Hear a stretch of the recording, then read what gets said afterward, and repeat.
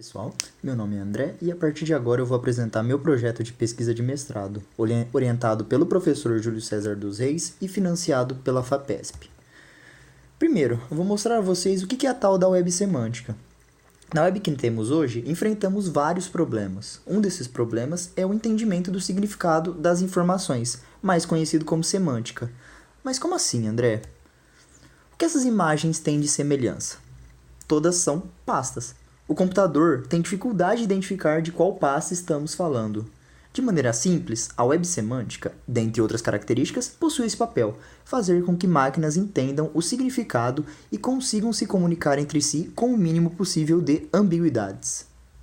Ok, para que essa web funcione, nós precisamos de uma base sólida de conhecimento que reduza ao máximo esses problemas de semântica.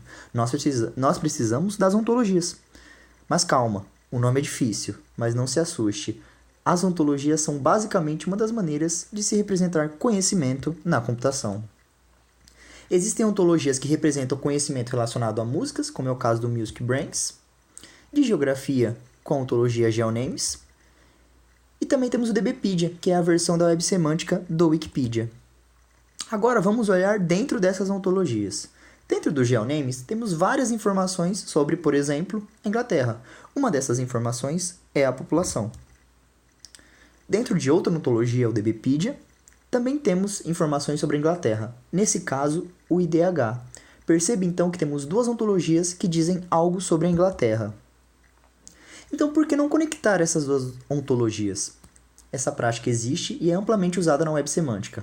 Assim, se um software que está consultando o GeoNames se deparar com esse link, ele pode navegar também pelas informações sobre a Inglaterra no DBpedia. Ok, mas nem tudo é perfeito no mundo da web semântica e das ontologias.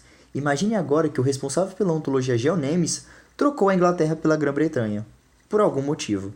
Na imagem à direita, conseguimos ver que a Inglaterra e a Grã-Bretanha são diferentes. A pergunta a se fazer é: o que acontece com o link que ligava as Inglaterras? Antes da atualização, tínhamos o link, mas houve a evolução. Não é mais correto dizer que a Grã-Bretanha do GeoNames é igual à Inglaterra do DBpedia. Então, o que eu devo fazer? Excluir esse link? Conectar com outro conceito? Esse é, portanto, o desafio de pesquisa que estou lidando durante o meu mestrado.